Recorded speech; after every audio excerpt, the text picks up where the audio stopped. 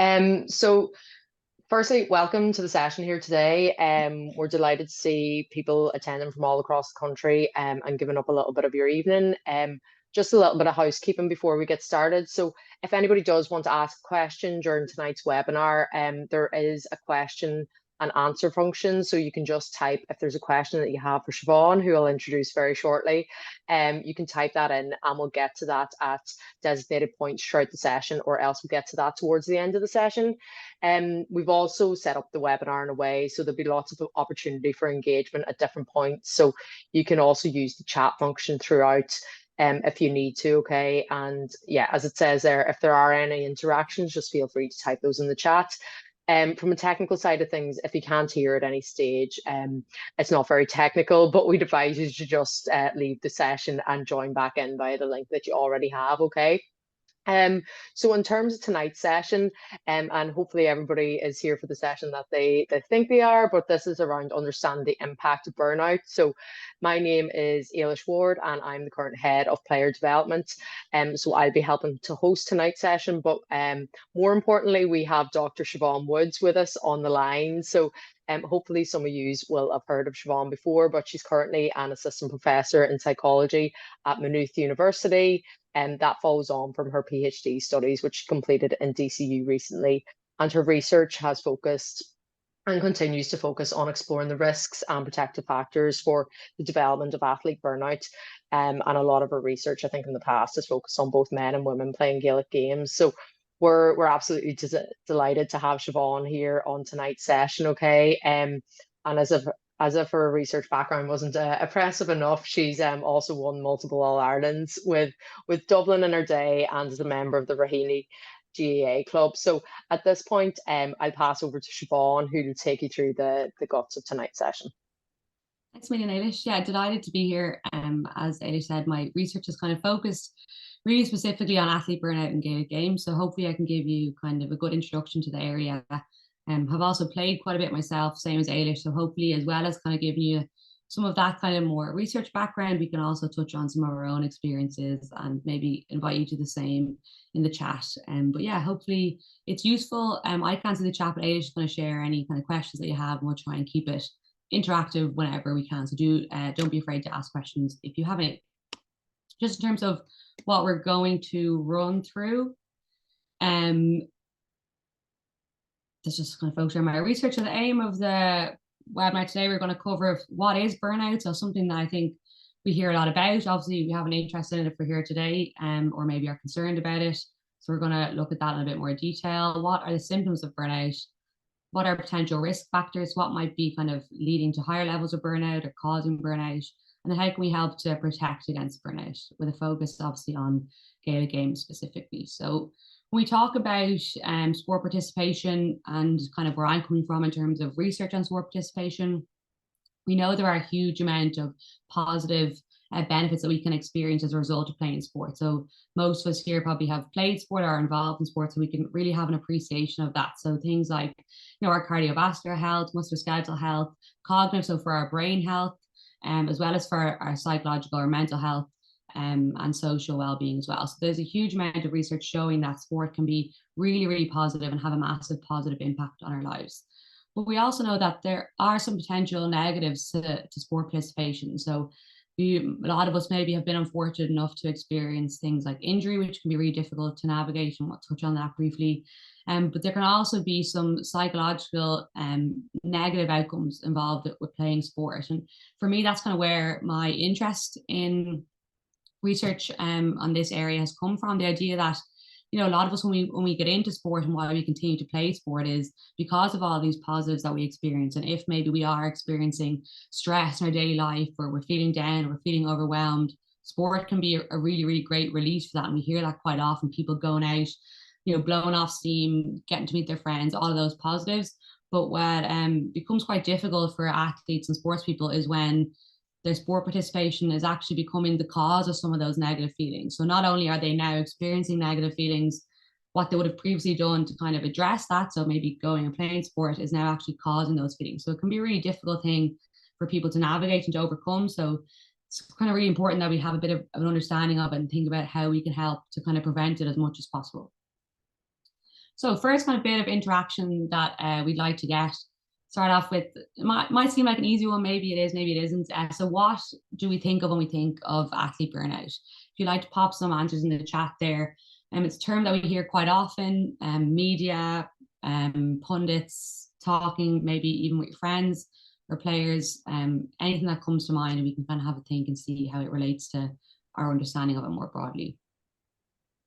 Yeah, so I've just typed that in the chat there as well. So Perfect. hopefully people can see that and pick up on that. But yeah, if there's any, doesn't need to be I think war and peace or any specific definitions, but No. if there are any words that come to mind when we think of And if you athlete knew already, burnout. then I wouldn't need to be here, so it's okay.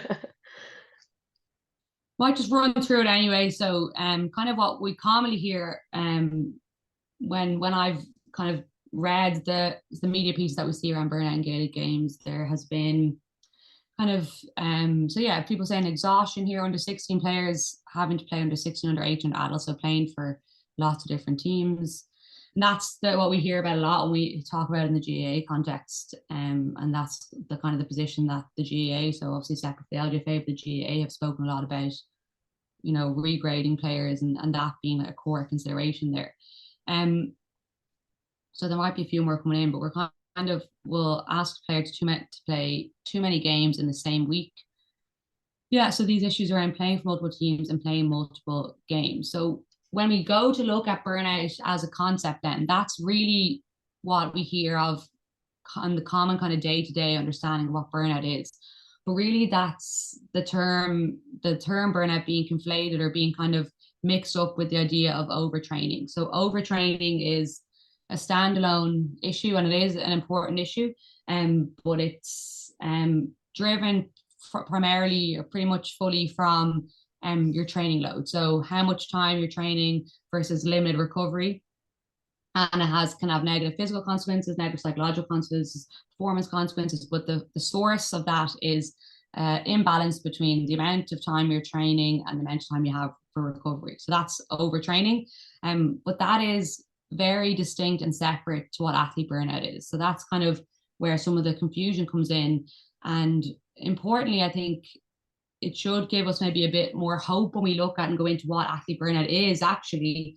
And because when we've seen how the GAA community more broadly has tried to address the issue of overtraining, that's kind of has taken a lot of time, a lot of years, maybe readdress structures. But we're talking about a different issue here of athlete burnout, and not to conflate the two. So athlete burnout then, so separate to overtraining, is actually a psychological syndrome. Okay, so it's something that we experience mentally, and it has three key symptoms. So they are a feeling of physical and emotional exhaustion. So what was mentioned there? So someone there mentioned exhaustion, but not just that feeling of overtraining, of being physically tired and physically unrested effectively. It can be physical and emotional exhaustion. So it might have nothing to do with the amount of training that you're doing. You could be training, physiologically the perfect amount, but it's a feeling of constant tiredness, constant fatigue, both in terms of even just thinking about going training as well as actually the physical load. So that's just one component. So the second component, skip through here. Second component is a feeling of reduced accomplishment. So that's the idea that you feel like you're just not achieving your goals or your potential in sport, that kind of no matter how you try, how hard you try, this isn't where you thought you might be at this stage in your career, or this isn't the performance that you expected from yourself, and you're feeling that on a really consistent basis. And then there's the idea of sports evaluation. So a sense that, oh, maybe this isn't for me, maybe it doesn't really mean as much to me as I thought it did. So for example, research that has involved going out and speaking to athletes who are experiencing burnout and getting their kind of perspectives of it. Some quotes here. So an athlete experiencing that feeling of physical and emotional exhaustion, the idea that I'm exhausted from the mental and the physical demands. So having to figure out where I need to be every day. How do I get to training? Can I take on all the tactical information? Then I have to go out and do the training. So again, not just that idea of having the physical exertion involved with training. Then feeling of reduced accomplishment. So it seems that no matter what I do, I don't perform as well as I should. So you're maybe, taking everything on board that you can do physically, you're sleeping, eating right, you're training, but you just don't feel like you can get the performance out of yourself that you would like, or that you're not achieving your goals or your potential that you feel like you would have hoped for in your sport. And then sport evaluation. So the sense that the effort I spend in sport would really be better spent doing something else.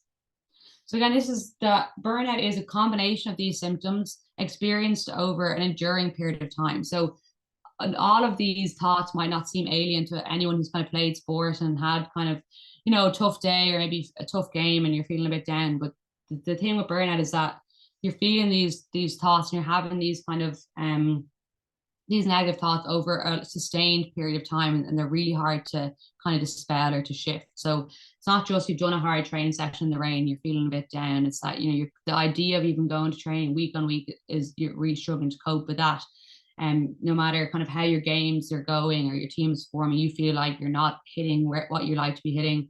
The idea that, is this really worth all my time effectively? So you can see how it isn't really just, we're playing for too many teams, we're playing too many matches. Someone could be playing 16 matches a week and not be experiencing burnouts. That's how we know there's a lot more at play than just the amount of training or playing that we're doing. And that's obviously a consideration, but it's quite complex and it's a psychological issue. So that's why we need to kind of look at it through that lens. And that's what I've been doing in my research, and what all of the research from an athlete burnout perspective focuses on that. So it's not kind of a new development, it's just kind of how we get that information out to athletes and people who are interested in working with athletes as well. So when we talk about why we might be worried about burnout, then, so we think about those three symptoms: physical and emotional exhaustion, reduced accomplishment, sport evaluation. What type of kind of consequences do we think that might have, or what consequences of burnout have we maybe heard of? So if anyone wants to throw up in the chat anything that you think could be, a negative outcome that could occur as a result of burnout, maybe. Yeah, and Siobhan, just on that, I've obviously typed that into the chat there, but just on those points you've made around devaluation, a reduced sense of accomplishment, potential physical and psychological exhaustion, I think most people on the call, whether you're a player or a coach, will recognize those things, but also will have felt those things at various points, and you might feel one of them in isolation, but you also might feel all three of them at the same point. So I think that's quite a critical factor, as well as understanding you can still feel those things but not experience burnout. Yeah, exactly. So it's not about and even at that, it's not, the aim isn't really to go about trying to diagnose burnout or trying to say, are you having a certain amount of these feelings that's bad enough? Or it's kind of recognizing that those feelings, when you're feeling them persistently and like that, not just day to day, they can have really negative implications. So we need to do what we can to try and reduce them as much as possible, prevent them as much as possible, and kind of it just giving a recognition of the kind of complexity of burnout. I think that can help athletes. Like you said, everyone has felt that way, but if you're feeling that way consistently, but maybe you're not training as much as the person next to you, so you might not Yeah. understand that it is burnout. So having a misconception around what burnout is can make it difficult for players to understand what it is they're feeling if it is burnout. So it's good to kind of have an understanding of that so we can be aware of it from management perspective, player perspective, your own personal experiences. And if it is something that starts to become, persistent, we can have to think about maybe what we can do about that. So I see Yeah. some responses here. So someone leaving the setup, or worse, a serious injury caused by your head being in the wrong place, not wanting to play anymore and feeling lost. Yeah, so they are like serious negative consequences. And I think they're the two. So having, poor mental health, negative comments from peers if they don't realize someone is burnt out. Yeah, another really important one. So lack of understanding, especially in a team environment when, if me and you are training the exact same amount, how could you have burnout if I don't have burnout, if we think burnout is just the amount that we're training? So it's that understanding of Mm. there's so much more at play, that it isn't going to be just if we're training a certain way, no one on this team is experiencing burnout. So it's having an understanding of that. So we talk about the negative consequences, then what does the research say? Yeah, it could be anxiety provoking. Exactly, really good points. We look at the some of the consequences here. So we have dropout from sport. So that can be a key driving factor for the interest in burnout research from sporting bodies, because they don't want players to drop out of their sport. And that's obviously a really important one. There's also reduced performance from sport. And similarly, from especially high performance environments, a key driver in the interest around burnout from a research perspective there is that we want our athletes performing at a high level. So we want to stop them experiencing factors that can have a negative impact there.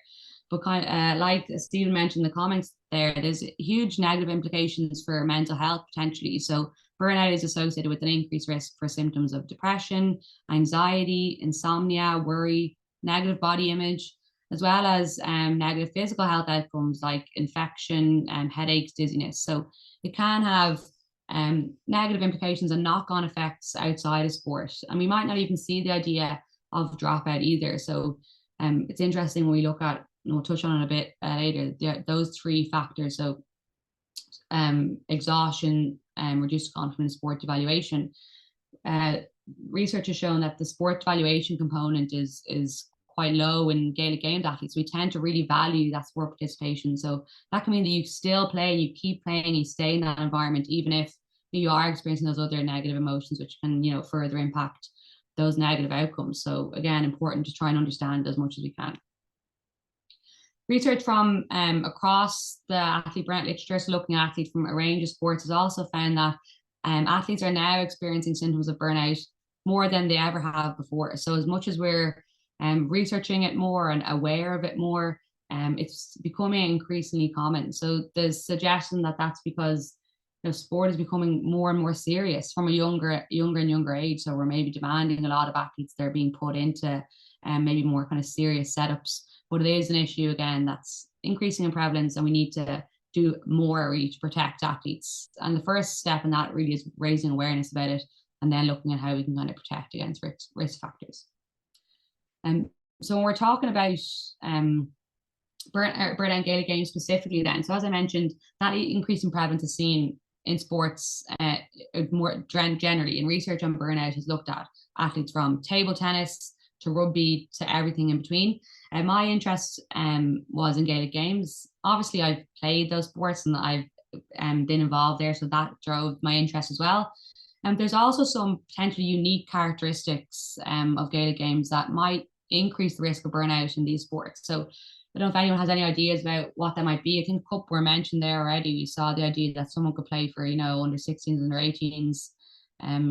If anyone has any other ideas that why we're particularly interested. Yeah, very community orientated. A really good one that is rarely acknowledged. That's can have kind of positive and negative implications that we'll expand on a bit. But effectively, we know there's huge positives to having the GAA really central to our community, and that it brings people together, sense of identity, all of these really, really fantastic pieces. But it can also create what has sometimes been described as like a sense of obligation to play for that team in your community, and that you might feel like you're letting people down if you don't use your talents, or you don't play for your community, and you're not kind of giving your all for that team. And even if we look at actually the language in the GAA handbook, the terminology is that players owe an allegiance to their club and their county, their first club and county. So even that sense of you owe something to your club, and we hear that a lot about from players saying, I owe it to people who brought me up, or I owe it.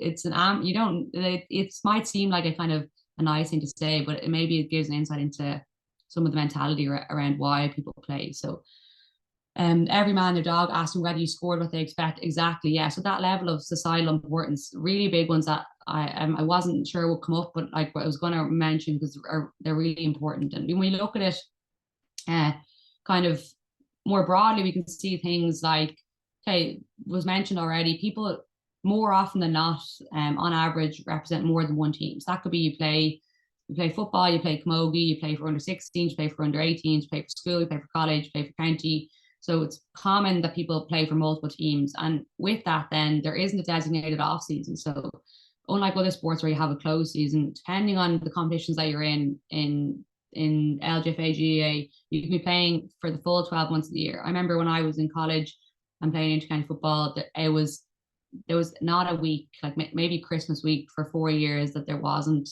you weren't in either preseason or competition season or both at the same time for that period of time. And that was mentioned as well. So it is still, and that might not necessarily be that's physically demanding, but it's constantly planning, and that's different to other sports in a way. Obviously, it's amateur, so in addition to that, that's kind of where we differ with the idea of overtraining. It's not necessarily that we might be trained too much, but we're also balancing that with everything else going on. So it's not just those physical demand, it's working that around. Some people have described it as, at certain levels, we're getting to the point of being professional, except the capacity to rest. And there can be arguments around that. So it's just the idea that it's find that balance rather than maybe, if you look at professional athletes, And a range of other sports, maybe the training load isn't as high, but it's the balance across life that can be difficult. Societal value, which again, I wasn't sure would come up, but came up really well in the comments there.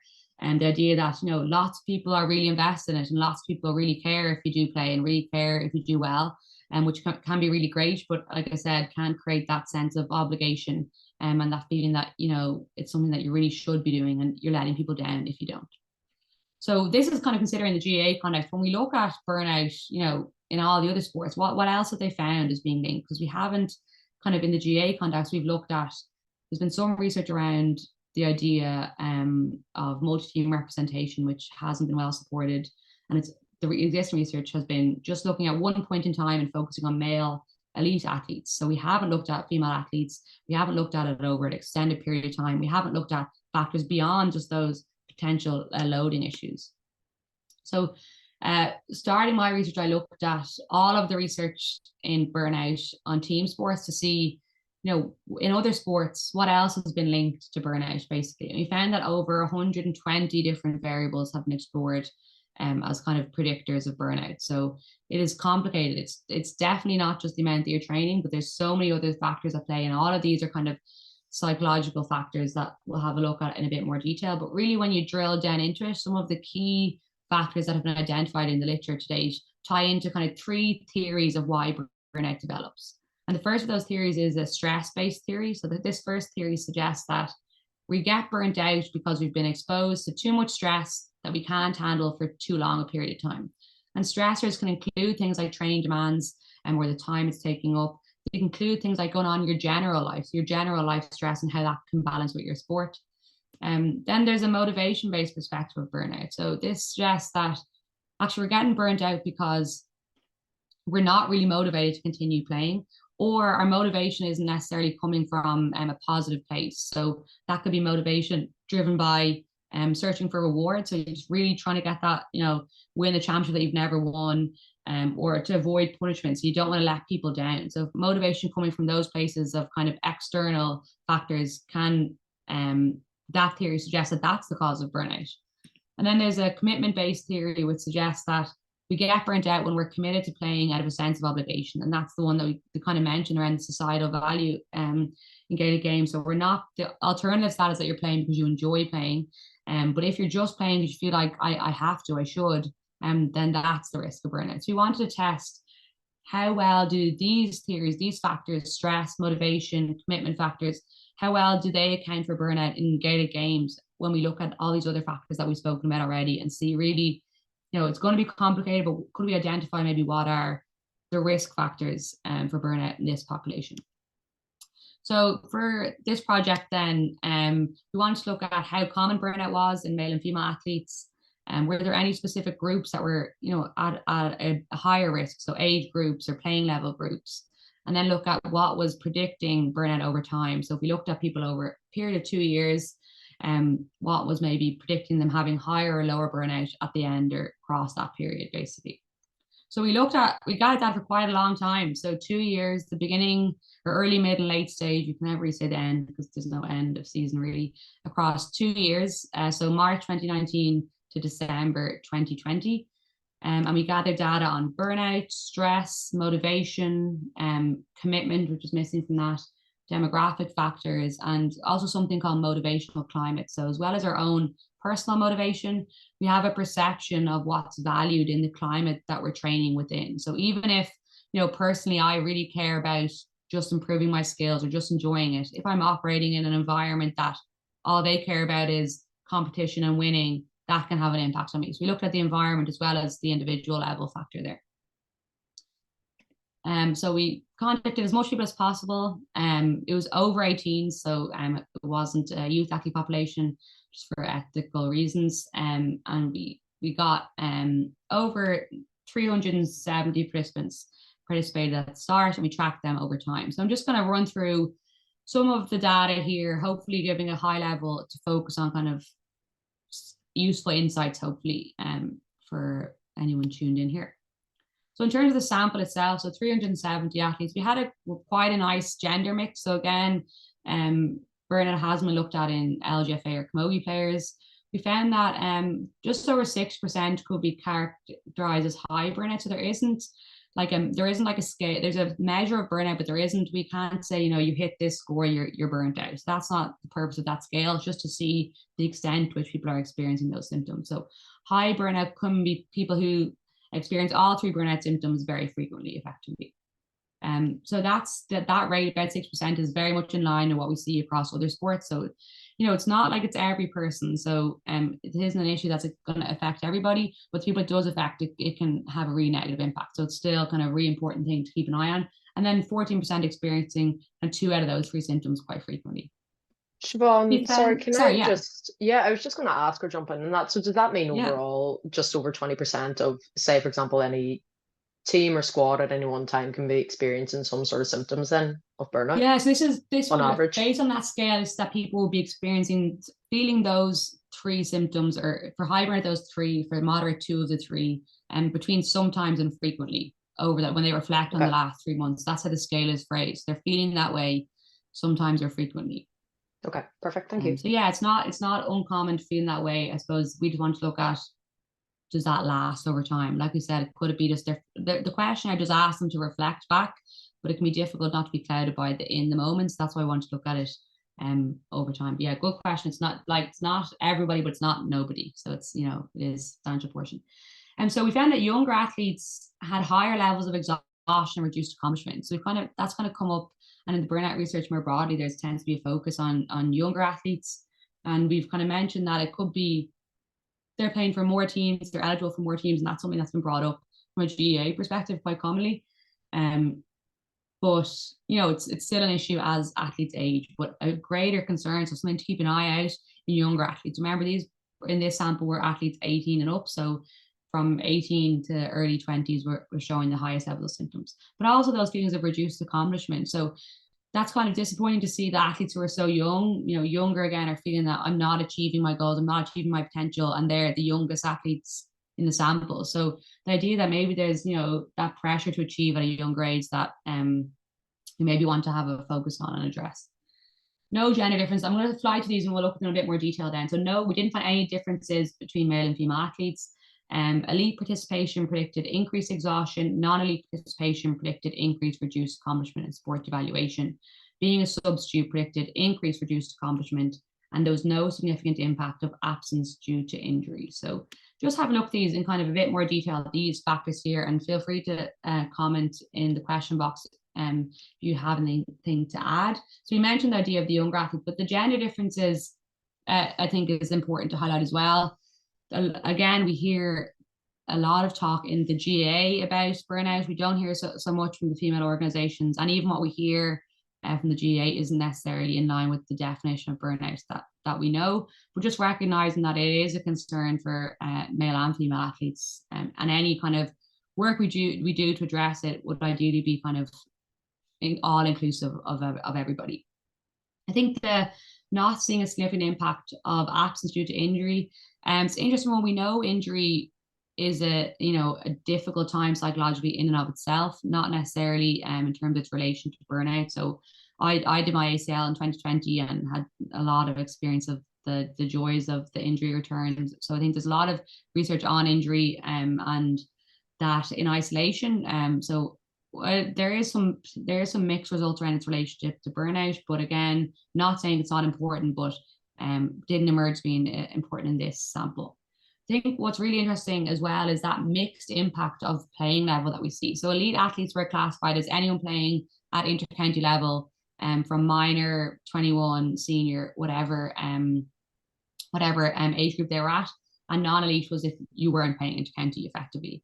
So just an easy way to categorize people. But I think, again, we see a lot of the language and focus around burnout is on that elite population. So it's really interesting to see that while that population did show higher levels of exhaustion, non-elite athletes showed a higher level of reduced accomplishment in sport evaluation. And obviously we know non-elite athletes make up the vast majority of the playing body. So again, the idea that those athletes are feeling like they're not achieving their goals, that they aren't valuing sport participation as much as their elite counterparts, or maybe they don't feel as valued in the sport as their elite counterparts do. So I think really recognizing the importance of again, any focus on burnout, it isn't just about people that are picked for every team and are playing at the top level. It's about, again, that GA ethos of everyone having a place and everyone feeling valued and like their participation matters and they can achieve the goals that they have effectively.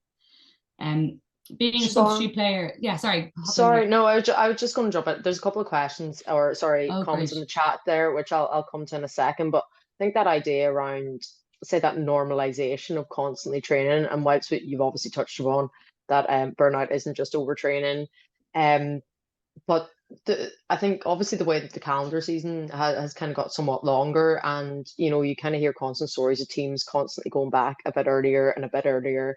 Um, and is there something within that then around, as an individual or as a player, you might think, actually, do you know what, this is too early, but equally, if you don't do it, well, I'm going to lose, I'm going to lose maybe space to the opposition that are doing it, or equally, I'm potentially going to let my own team down here.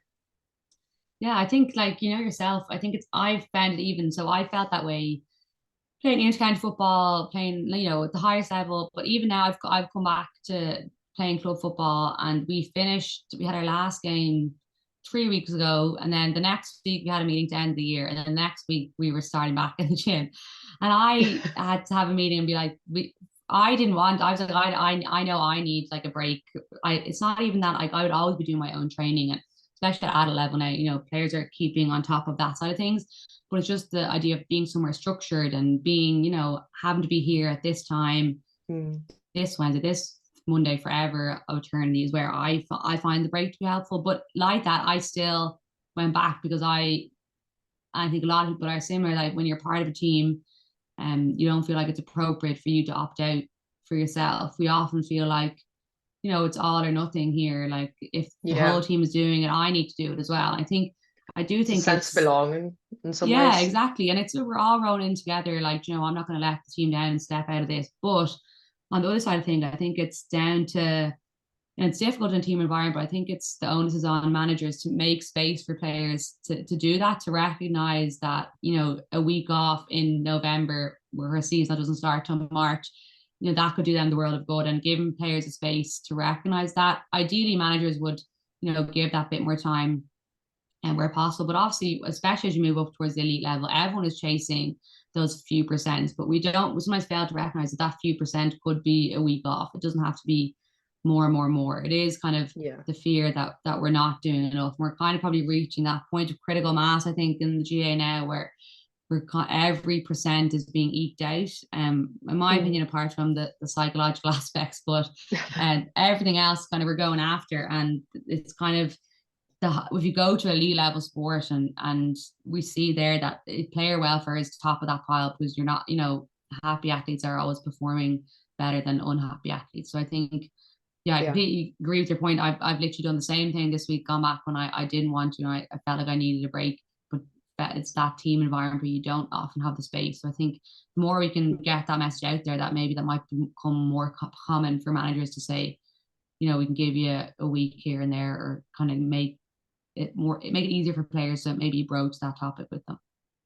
Perfect. And just going to the chat here, I think a couple of Yeah. people resonating with that idea in their own experience of definitely noticing a link with people being substituted or treating unfairly, or players who are constantly pushed to attend all games but rarely playing and leaving as a result due to that. So I think that's obviously yeah, Yeah. reflecting people's actual experience. Yeah, it's one we didn't touch on yet. So that idea, yeah, being a substitute, predicting lower levels or predicting greater levels of reduced sense of accomplishment, and that kind of makes sense. To think, well, yeah, like obviously you're not accomplishing your goals if you're not playing, but that's about reframing that. If we're talking about panels of 30 players as we move up to elite level, and there's going to be panels of 35, 40 in cases, and there's 20 getting on. Is it the case that more than half the people there are not accomplishing anything? It's about kind of trying to create that the idea within a squad that everyone is valued, and that's not being lip service, but real recognition for the importance and value that everyone can bring to a squad, because it is true that especially as you go a higher level, that nothing would be achieved with just 15 or 16, 17 players. Of course, But it's yeah. very difficult to kind of marry that with your own expectations as a competitive athlete and wanting to play, and the enjoyment they get out of playing. No one wants to sit in the sideline. I had that for good few years, and found it really difficult to kind of balance those two, of that I'm only here because I really want to play, but do I bring no value if I don't play? So trying to manage those things, and realizing that, especially in a championship season, you could have 5 games, and you could have, like we just said, be training for 12 months, and that could be hundreds of hours, and you don't contribute in 5 of those. Does that mean, you're not accomplishing anything? So I think it's about reframing that where possible without, being happy to not play. So it's a difficult one to manage. I think definitely see the idea of people being mentioned in the comments there. I just see being treated unfairly and being substituted. It's a really difficult, and I think beyond burnout, beyond anything, you just would like to see people being treated with respect, at all times. And that's just unfortunately not always the case. You think that, people will come at it with that as kind of a bare minimum, and it's not always the case. And that's, I think, always going to have negative implications. And so ideally, that will become less and less common as people become more and more aware of the impact that can have on players. But yeah, it's difficult ones to balance. I think that's where we get a recognition of the nuance of things like burnout, how people react differently, people have different experiences within a team, and acknowledging that some people are going to have a more difficult time and maybe need a bit more care, ideally. So yeah, sorry, Perfect. here, No, you're fine. Just another couple of I've seen another couple of comments and questions in the chat, but any of the questions I'll keep to the end anyway. So perfect. Yeah, yeah. probably I'm All right. taking a bit too long. Anyway, so then we No, looked at fine. how those factors like stress, commitment, and motivation predicted burnout in our sample. So I'm just going to already skip through these because there is probably a bit too much detail in these, but effectively all of these models, so variables associated with stress, commitment, and motivation, all were a good fit for the data. So they all explain differences in burnout, meaning they're all important. But kind of, I suppose, to what extent slightly differed for the different symptoms. So we saw that stress seemed to play a bigger role in those feelings of exhaustion than it did in feelings of sport evaluation or reduced accomplishment, whereas those motivation and commitment factors had a bigger role in feelings of sport evaluation and reduced accomplishment. So in a bit more detail, I suppose, we found that what we mentioned, the idea of feeling obligated to play, or like you have to commit to your sport, that predicted higher levels of all symptoms of burnout. So feeling obligated to play was a risk factor. In contrast, then feeling enthusiasm to play, so I'm playing because I enjoy it, because it's what I want to do, that predicted lower levels of sport evaluation, but it did again predict reduced sense of accomplishment, so higher levels of that. So you kind of thinking around that, and the idea being there, once you're highly committed to something, even if it's for good or bad reasons, when you're not achieving, that can be difficult. So that seems to be kind of what came out of that. So the idea that investment quantity, the more you feel, and again, this is all about perception. So the more you feel you're investing in your sport, the more you feel like you're giving into it, the more likely you are to experience feelings of exhaustion. Feelings of enjoyment predicted lower levels of reduced accomplishment, and skill mastery predicted a greater or lower level of sport evaluation, and then also skill and mastery and enjoyment predicted greater enthusiastic commitment. So yeah, the question there is, how can we promote positive commitment? So that's the next I read, that's the aim, promote positive commitment as much as possible. So how can we do that? So it seems simple, focus on enjoyment. And we hear that quite often as kind of sometimes tokenism, so that we should be playing because we enjoy it, but we might often lose sight of that. I think, and no matter what level you're playing at, there's room to create moments for enjoyment. That can be games in the warm up at senior intensity level at under fives. Fun is still fun. So creating opportunities for that. If things like players enjoy playing, so like we saw the comment there about someone not getting a chance, be it training, giving players an opportunity to get out and express themselves. So opportunities for enjoyment wherever you can is really important. A focus on skill mastery. So a focus on how can I improve compared to how I was last week? How can I focus on, soloing off both feet, kicking off both feet, becoming a better tackler. So really going after these fundamental skills and enjoying them. Instead of just thinking, how do I win? So we're going into a game now. I'm not going to use my left foot and I'll make a mistake. I just want to win, not that I want to focus on the skill. So really, again, across levels, a big focus on the fundamentals and improving and self-reference improvement. So how are you improving compared to where you were last week, rather than, you versus Mary over there? And helping athletes to manage competing priorities. That came up, I didn't mention the previous slide, but that Having a greater number of competing priorities predicted more burnout. So feeling that like you have lots of things going on and you're struggling to balance them. So as you know, as athletes ourselves, as coaches, we can't always stop those demands. We can't say, oh, drop out of college or quit your job and just focus on football, or we're never going to train for football. All these things have to kind of coexist. Obviously, where possible, we don't want to be having training commitments that are unreasonable. There's also potential that we can sit down with athletes and give them skills to help them practice scheduling their week. How do I get myself organized for the week ahead? And how can, if someone's playing for multiple teams, can those managers speak to each other and make those decisions for the players? The player has an easier schedule to deal with. So those factors can be really important in promoting that enthusiastic commitment and moving away from the idea of forcing people to play and feeling that they need to or have to, or that it's kind of important to other people and not necessarily important to them. So the Just other, on that, sorry, yeah, go ahead. No, you're fine. Just a couple of comments on the chat around, I suppose, how you can potentially promote that positive or enthusiastic commitment. So, positive reinforcement, but a more of a structural thing here, I think, as well, is having the right coaches in place and Yeah. It's making probably sure. isn't I a think one that size fits, but definitely more. I think the right, like a coach, they can lead all these things, and if you don't have that person, that can be difficult too. I think it's the biggest takeaway I hope from this will be that in a good way and a bad way, there isn't a one size fits all. So or one great cure for burnout. So it isn't going to be just play for one team, or it isn't going to be just be nice to people. It's complex, but I think understanding that actually that could give us a bit of hope that there's lots of little wins we can make along the way if we're making time for enjoyment, if we're putting this little focus on skills, if we're helping athletes to better manage their day schedule. Hopefully we can go after these small things at a team level, at a player level, at a manager level, and not be waiting for someone in headquarters to change how the season is structured. Yeah. Hopefully. And just one last comment on that in the chat, having a positive attitude from teammates, even when players are having a bad time or a bad game, which yeah, I think we'll agree. We all have probably Yeah, more massive. I think bad, that hopefully becomes always more have bad common. People are, moments. yeah, and people are aware that actually this could be something that someone's experiencing. A bit of understanding goes a really, really long way. So a lot of this stuff is pretty, basic, but that it can go by the wayside at times. So it is really nice to hear all those bits come back up again. So the other thing then, motivation. So an absence of motivation, amotivation predicted again an increase in all burnout dimensions. So feeling like you're not motivated, that predicted all burnout dimensions. Being motivated by external things, so like by going after, just focusing on winning that championship, or just focusing on impressing someone, or just focusing on not making your dad angry, that all predicted feelings of increased burnout as well. In contrast, internal motivation, so playing because you enjoy it, you want to learn, that predicted lower levels of sport evaluation. So we talked about the climate that you're in, so the idea that what we think our coaches and our managers value. An ego climate is one where the focus is always on competition between the team. The focus is on calling out mistakes and punishing players for mistakes, and the focus is on results. And that predicted greater levels of exhaustion.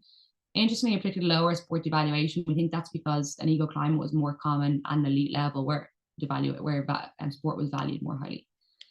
An ego climate also predicted more external motivation. So again, the idea that the climate that you're in is impacting the type of motivation you're experiencing, which is impacting that risk for burnout. So we'll just look at these in a bit more detail then again. How do we promote positive? I see a question there. What factors promote positive motivation? So next slide here. So we want to create what we can call a task climate. So that's an environment where the value and the kind of emphasis is on effort, making everyone feel like they have an important role within the team. So we're valuing whether you're trying really hard, not necessarily what the outcome of that is. We're valuing you as an individual within this team. So again, the idea of valuing a full squad. So not just, the one who scores 211 is really important here. Everybody here is valued and has an important role. And value on learning. So giving that players opportunity to try things and learn things. All of those factors create what's called a task motivational climate or task focused climate. And that promotes those positive types of motivation. In contrast, we want to avoid what's called an ego climate. So again, where the focus is on constantly competing and being rivals with our teammates, unequal recognition. So again, giving Mary all the praise and ignoring everybody else, that came up early already. That like unfairness and kind of favoritism and punishing mistakes. So when someone tries or makes a mistake, they're not given that space to learn. So these are really contrasting environments. Sometimes we'll see elements of both, but if the focus can really be on that task climate, that's a really great way to help.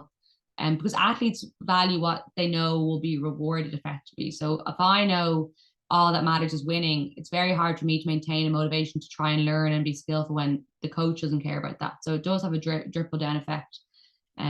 So it is important at that level. So as a player yourself, when you're setting goals for your season, when you're setting goals heading out to training, the focus should be around playing for enjoyment, self-reference improvement. And enjoyment is not just going out and saying, I'm just going to go have a mess around with my friends. It's recognizing that, I get enjoyment out of, going after this skill. I get enjoyment out of pushing myself in the running section. I get an enjoyment out of improving my tackle skill. So enjoyment is a broad term, but it's trying to figure out what it is that we enjoy about the sport. It could be that I love spending 20 minutes in the dressing room before talking to my friends. So these factors, recognizing what we enjoy as well, can be really positive. So I see a couple of the chat here, and positive body language, subtle over the shoulder coaching, praising, huge things. Like, and you only realize when you're a player, like how important those things can be, and how it's really difficult for a manager when you have 30 players in front of you to give everyone that kind of equal recognition. But a small word to someone like that, like said in the comment there, can have a huge impact. And if managers, parents, coaches can make it their business to get around to everyone, for everyone to feel valued, it can go a long way. So just kind of that type of emphasis, I think, can be really important.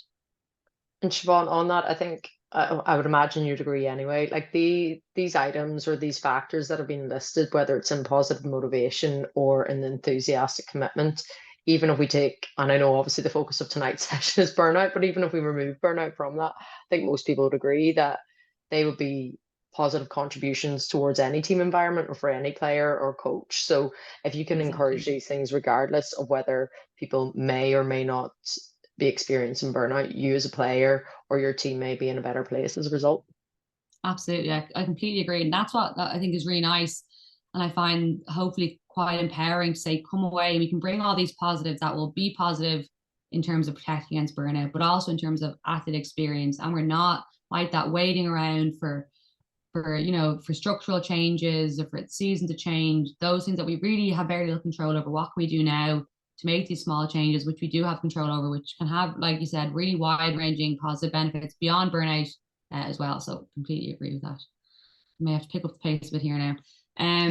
So just looking at stress, and so you mentioned, so what was really interesting, perceived stress predicted all burnout dimensions. So to note, this measure was not a measure of, football stress. This is questions like, in the last month, how often have you been upset because of something that happened unexpectedly? Or how often have you felt you're unable to control the important things in your life? How often have you felt confident about your ability to handle personal problems? These general life stressors, not a question that was specific to sport. And that predicted an increase in all burnout dimensions. In contrast, then, training hours predicted an increase in the exhaustion component, but no other components. So the more you train, the more likely you were to experience exhaustion, but not the other two symptoms. So again, that just shows the importance of recognizing that burnout isn't just exhaustion, it's these other components too, and training load isn't impacting all of those. Interestingly then, playing for more teams actually predicted lower sport evaluation. So as you might imagine, if you're playing for multiple teams, you could be playing at a higher level, or it could be something that means more to you. So again, potentially a protective factor. So in terms of how we address this, the focus can be around reducing or managing stress.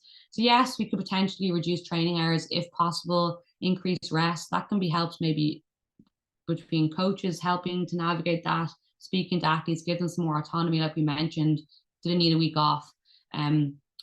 Also, things general life stress. So recognizing that athletes may be at greater risk during times of their life that are particularly stressful. So if you're doing your school exams, if you're doing your college exams, if you're particularly busy period in work, if relationships outside of sport are struggling. So these are recognition that these factors can actually impact your risk of burnout in sport. So having a recognition of that.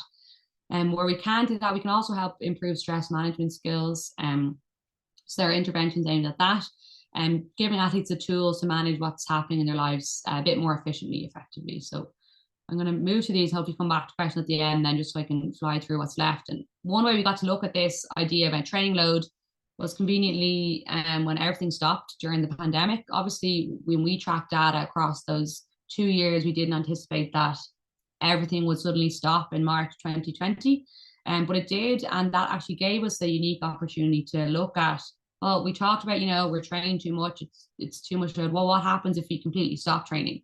And did that have an impact on burnout? So the idea being, is a pandemic as good as the rest? Now, ideally, we're not going to be getting pandemics very often, but it was an interesting thing to be able to look at, which we hadn't planned on. So we wanted to compare burnout and stress before and after the pandemic, just so people who had completed both of those time points, and just as a kind of little insight into the impact of that type of break can have. We didn't actually find any difference in burnout or stress. So we looked at data from the middle of the first year and then the second year. And the second year was just as athletes returned to sport after the pandemic. So there wasn't a difference. They were training the same amount of hours because they had returned to sport, but they had a lot less other hours. So other hours were things like meetings, travel, prep, which we know was kind of a result of the restrictions post-COVID. We also found that athletes who were not feeling enthusiastic about going back, so they were feeling worried or anxious, they had higher levels of burnout after the fact. Whereas athletes who were feeling, excited and looking forward to going back had lower levels of burnout. So maybe that tells us something about how we can promote those feelings in athletes after a break. But what was kind of most interesting was some open-ended data that we got about what that break period meant for athletes in terms of positives and negatives. We found that a break period, athletes, and again, we were just talking about this suspension of sport, not the pandemic, which has obviously had terrible implications for a lot of people. It was just around this impact on sport. So athletes really talk about having more time to do things that they never had time to do. So really appreciating that break from the demands of sport. For some, it gave them time to reflect. So I missed it. I really looked forward to going back. Others saying, actually, I reflected that I don't really need it so much anymore. Those negatives too. So missing your team environment, poor mental health. So the idea there and what that gave some insight into is the fact that, is there anything we can take forward from the pandemic to help us kind of better understand what a break can do for athletes? So could we, give athletes a break so or maybe carve out opportunities for them to do those things that they always wanted to do? So is it a 2-week period where they know they're going to have free? Again, this could be at a team level, a national level, whatever it is. But is there a period where you can say you're going to have those 2 weeks if that is that course you wanted to do, or is that trip you wanted to take? You're going to have time. We're going to give you a consistent schedule. You're not always planning your life around training. But then recognizing the importance that sport has, which was the team environment and the positive impact it can have, which is massive. And again, this is just trying to get to a place where we can make that as positive as possible for as many people as possible, not saying that we should stop playing sport. Absolutely not.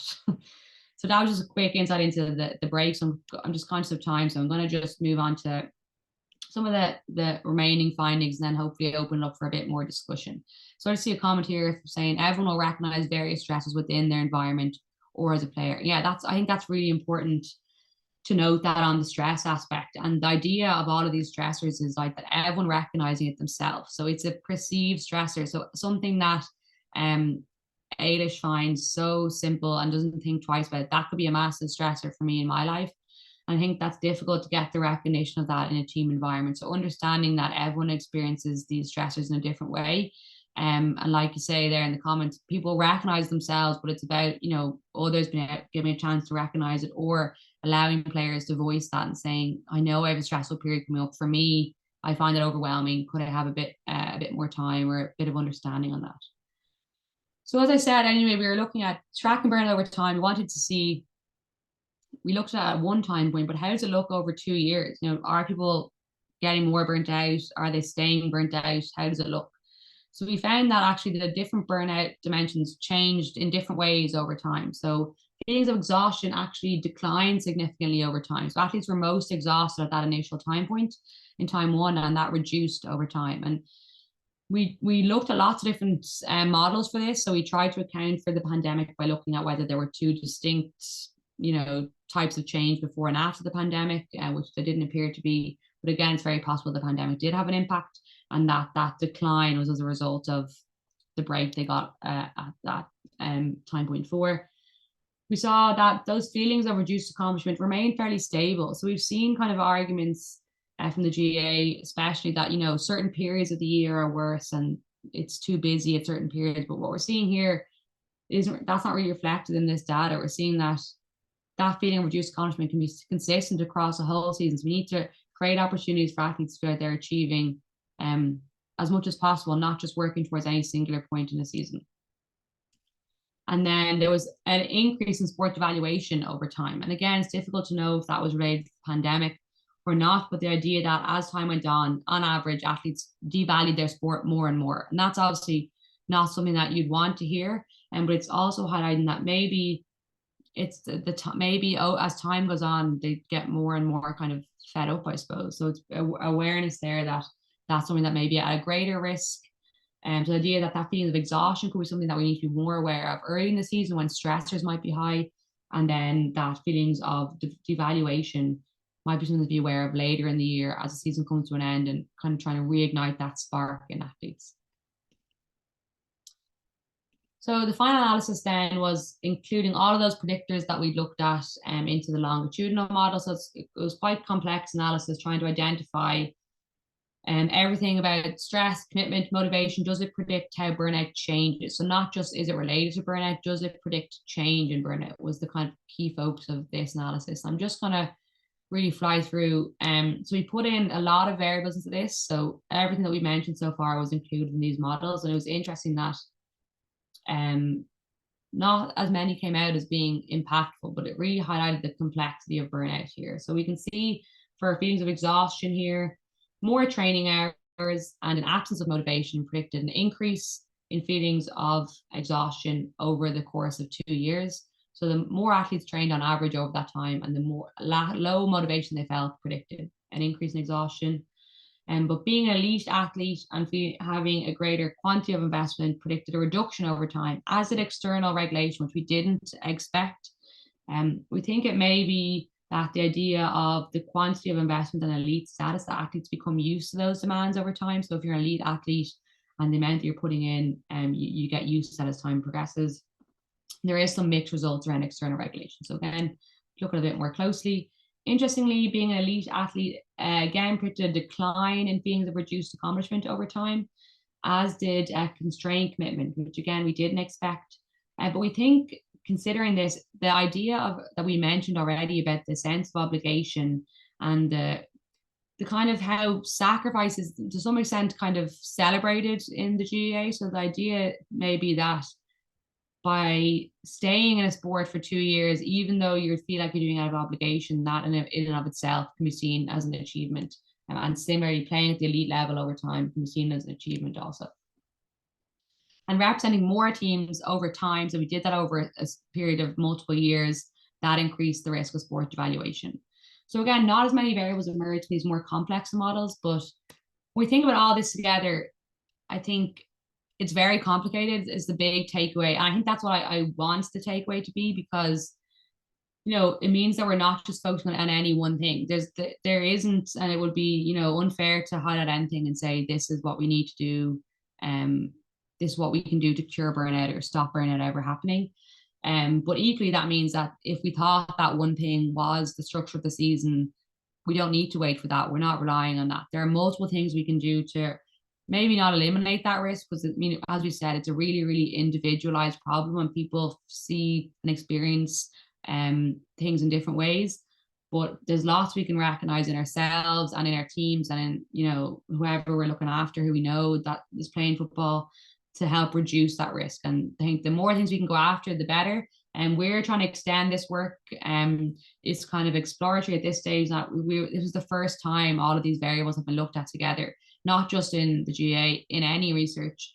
So we were really trying to bring it all together and find some of the key factors at play. So in terms of kind of takeaways, I think that we don't want to forget the starting point that we had, which is what are the symptoms of burnout? So the idea that we need to be aware of these feelings of physical and emotional exhaustion, reduced accomplishment, sport devaluation, that we can all experience those sometimes, but we need to maybe flag it with someone or try and recognize it in our own players if it's something that we're seeing consistently, and something that, you know, we're finding really difficult to shake. And again, not just the idea of of too much training. And awareness of the risk factors. So we know that elite athletes are at more of a risk of exhaustion, but also non-elite athletes are at a greater risk of reduced accomplishment in sport evaluation. So recognizing that it's not just, the top players that are going to be experiencing this. Younger athletes are at a greater risk. We know that having more stress in your life, having low motivation and feeling like you're trapped in your sport can increase that risk. So we want to be aware of those factors. Again, it might be that we recognize them in someone and we might be able to highlight it to them. But most importantly, awareness of protective factors. So we know we want to try and promote those feelings of positive motivation. So the idea of that task motivational climate that we mentioned to help athletes develop that internal motivation if they don't have it themselves. Again, playing levels, so it can be protective at certain levels and a risk factor at others. Trying to promote that enthusiastic commitment. So a focus on skill mastery and enjoyment and helping athletes manage the demands that they face. But again, a real recognition of the individual nature of burnout. I think if the key takeaway is an awareness, just being able to recognize it in people and speak to them and understand how they're feeling and trying to recognize things we can do for our team, for our teammates, for ourselves, can be really, really important. So I'm going to wrap up there at probably slightly over time. And happy to take any questions. It was a bit of a bombardment of information, but I just, hopefully get across the complexity of burnout, but also some helpful information. Siobhan, thank you so, so much. As you've mentioned already, there's obviously an opportunity for anybody to ask. We already have a few questions in, so I'll start to get to those shortly. But if anybody does have any questions, we'll try and rattle through everything as quickly as possible over the next 10 minutes. And just on that, so I'll run to some of the ones that we already got before the session here tonight, which obviously you've started to touch upon. And as you mentioned, obviously it's a really complex issue. But I suppose this has come from, I think, a coach or a couple of coaches. So how do we protect girls who play two age levels? And this seems to be a common theme through some of the comments as well. So play two age levels, for example, under 16, under 18, and prevent them from burning out before the end of the season. So for players that are obviously playing across multiple teams, multiple age levels, how can we deal with that? Yeah, I think I haven't been, and I'm sure you're saying, I haven't played across multiple teams. I think the bigger issue beyond obviously is that there's a loading. You don't want players, training every night of the week. That's hopefully a given, and that needs to be spoken about and agreed upon. And so I think conversation between the management is key, but not just on that. So I think we might be getting better at the point where that is being somewhat addressed, that players maybe are the loading issues being discussed. But if ideally at a club wide level or a women's section level, but if you can meet that other manager and try and kind of grill them or get that conversation going around what is the kind of environment they're creating. So when they're coming down, if you have control over the under 16 environment, but when they're going to the under 18 environment, are they, is the focus all about competition? Is the focus all about winning and rivalry and being punished for mistakes? Or are they given the same opportunity that you're hoping to give them around creating that sense of freedom to learn and promote their skills? And encourage enjoyment and effort and learning. I think the difficulties that we have, and I've experienced when I played for multiple teams at the same time, the biggest difficulties I had was when the managers didn't see eye to eye on those kind of fundamental issues, rather than, and it's only something I've kind of probably reflect on, rather than on the training load itself. So when you feel like you're being, pulled in different directions in terms of what the emphasis is or what the focus is or what the values are from different managers, I think if I was managing under 16 team and I knew I had players going to under 18 team, I would firstly try to make sure they're not training every night of the week or can get a break where possible. But secondly, I would try to speak to that manager and let them know about, the environment that you're trying to create and the values that you have for your team, and try and see how it aligns with their values and see if you can kind of get that to match up, because I think that's where, if everyone's focused on that, then I think the kind of best interest of the player will follow from there. But it is difficult when you're dealing with, I've said that, probably mentioned that unfortunately not everyone has necessarily the best intentions all the time. That's difficult, but think maybe give people the benefit of the doubt, and if you share that information with them, maybe they'll be willing to kind of see it that way.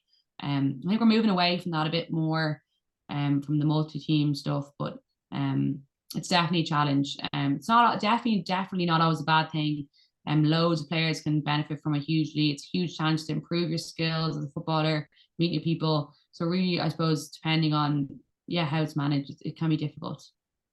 Yeah, and I think just to add to that in some ways, if it's whether it's a coach or whether it's a player in this scenario, you'd be hoping that there's a female liaison officer as well, maybe potentially within whether it's a club or a county setup that, if there are any say stressors or potential negative relationships across teams, they can maybe be managed through that.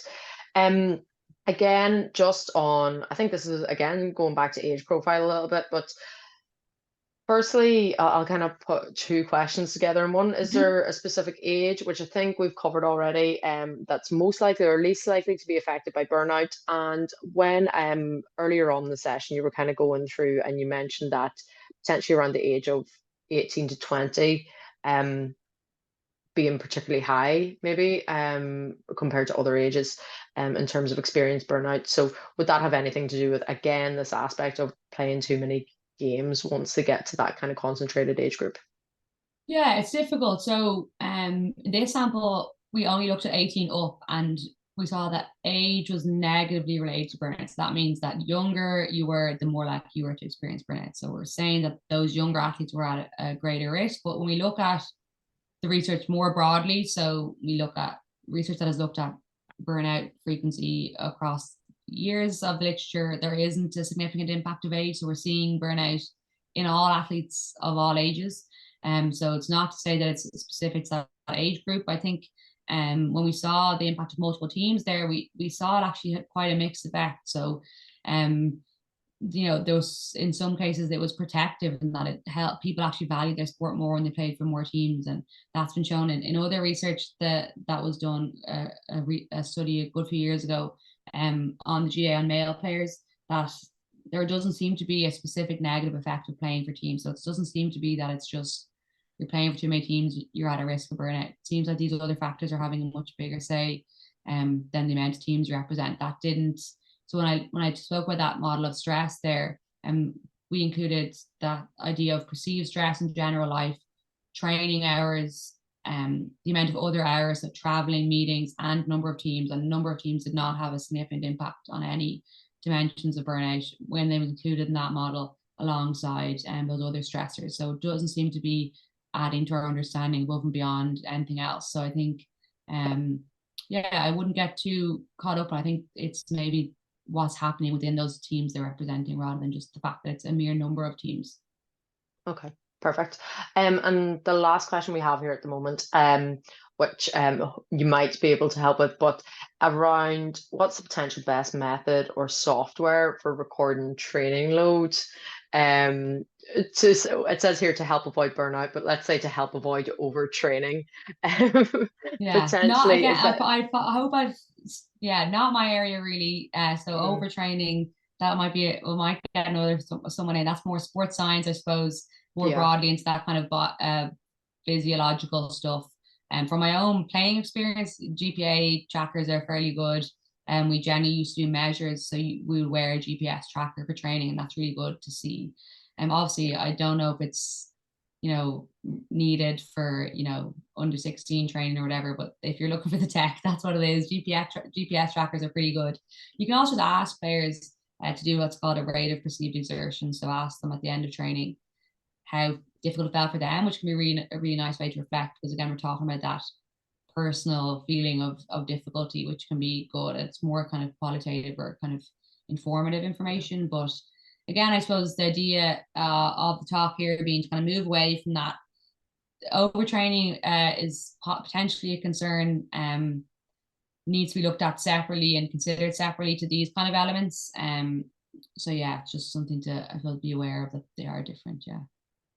perfect. Thank you. Yeah, and I think the one point I would make on that is just making sure, obviously, you know, I say some of the GPS trackers or whatever might not be available, obviously, within all setups, which I know No, you're definitely aware of not. that Yeah, anyway, yes. but There's it, definitely technology, but it's not necessarily needed or yeah, yeah, and making available. sure that I suppose that if you are using something like that, that you obviously understand how to use the data as well.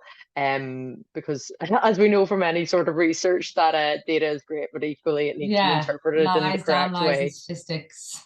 Yeah, you're more of a quantitative researcher than I'll ever be, so you can maybe comment on that one. But Siobhan, I think that's it at the moment as far as I can see for the questions. So Perfect. guys, I'm just gonna stop